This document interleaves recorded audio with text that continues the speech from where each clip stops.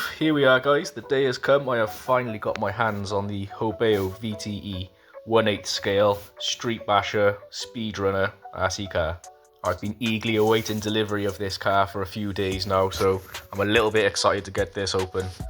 I actually sold 2 of my RC cars and a load of analog FPV gear to fund the purchase of this car. So let's get this box open, see what's going on.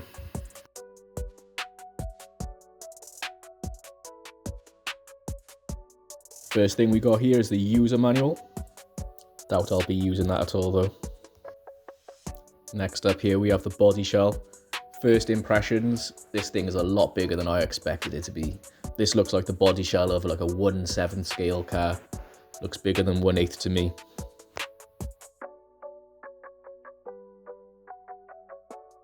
Some nice looking semi-slick tyres with foam inserts. I've never actually glued any tyres before now, so this is going to be a new experience for me. And this looks like the rear wing, motor mount. There's a pinion gear in here.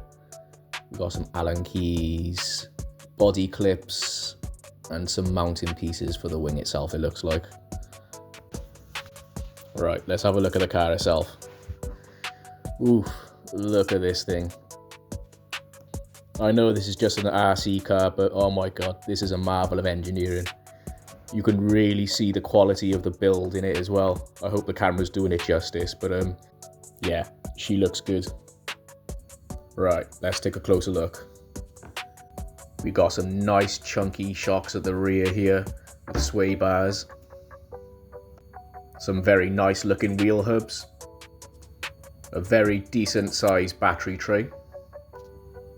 A really sturdy looking front end there with a nice strong looking bumper that looks like it could really absorb an impact, protecting the rest of the car.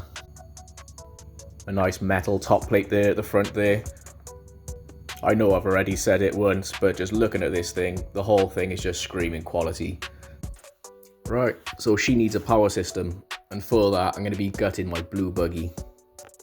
She served me well, but I need a 6S system and I'm not about to fork out for a new one.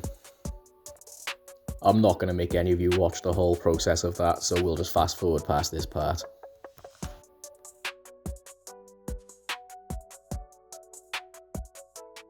There we go, we've taken out the motor, the ESC and the receiver, so it's just the steering servo left to come out now, and then we can start fitting it into the new car. That is of course once I actually managed to get this pinion gear off. It come loose a week or so ago and I put it back on with some Loctite. I got a feeling I put too much Loctite on and it is on there. Nothing that a bit of brute force, fire, and then more brute force can't fix though. These are the things that make a small job take a lot longer than you first expect them to. New motor mount on, and I gotta check. Yeah, she fits like a glove. Before I install the electrics, I do just want to see what's going on with these diffs on the car. The front diffs feel quite light, which tells me they're either empty or there's not a lot of oil in there. The backs feel okay, again quite light, there could be very little to none in there. I feel like a broken record at this point, but I'll say it again, the build quality on this thing is just insane. Even just having a feel of this steering linkage here, it just feels so substantial and well built. Right, so that's the front end off. Fairly straightforward to get into the front diff there. And when I look inside, I actually find out there is actually a bit of oil in there. It's very light oil, which I did actually want because I'm going to be using this as a track car as well as a speedrunner. It could probably do with a little bit of a top up, so I'm going to chuck a little bit in there. Fast forward now, I'm on the center diff. Again, just like the front diff, there's a little bit of oil in there, but it's light oil. I'm going to be wanting some heavier stuff in there for when I do speed runs. So I've drained out the lighter oil and I'm now topping it up with some 1 million CST diff oil. It's some really thick stuff it is, it's really tough to get out of the bottle. Topped up the rear diff with some light oil as well, and now everything's going back together. Electronics in.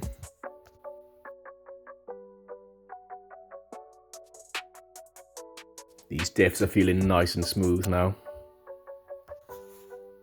Systems check.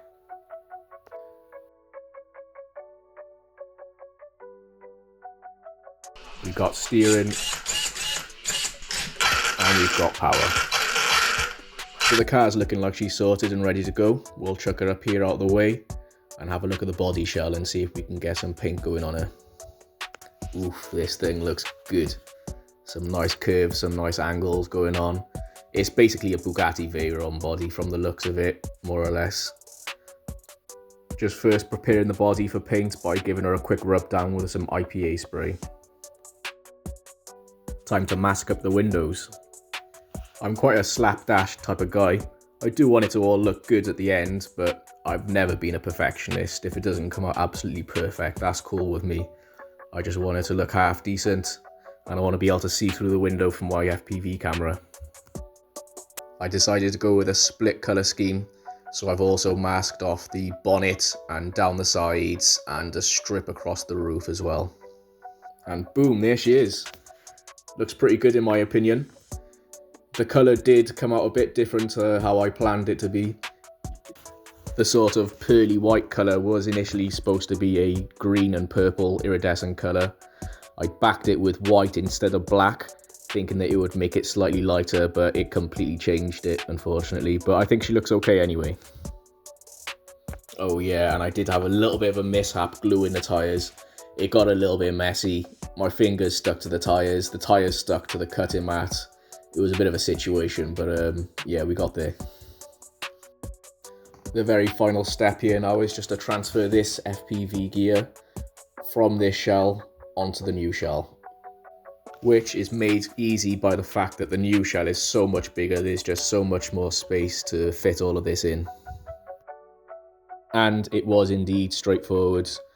I simply screwed the gimbal onto the roof there right at the front, and behind it you've got the VTX also screwed through the roof, keeping the roof nice and aerodynamic and flush. No wind resistance, speed run ready, track ready, boom, let's go.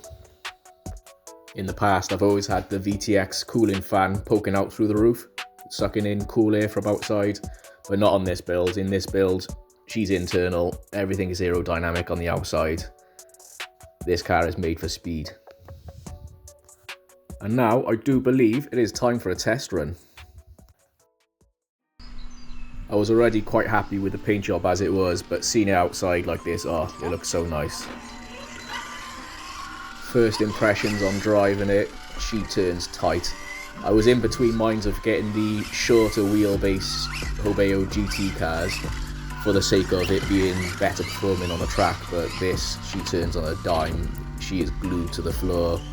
Oof, and she's got some power behind her as well. This is a 6S capable power system. I'm only running her on 4S today just to ease her in, get myself used to the car. So she's got 2 more S's I can add to her, and also she is moderately geared. I can add a much bigger pinion. She's on a 18 tooth pinion currently. I can get a 25 in her, which should make her pretty lively, I would have thought. I'll probably keep the 25 tooth pinion for speed runs only, I would have thought. If you've made it this far, thank you very much for watching, I much appreciate it. If you've enjoyed the video, please like the video, hit subscribe. There'll be plenty more content to come using this car. Track racing in the Welsh International Ground Whooping Championship 2026.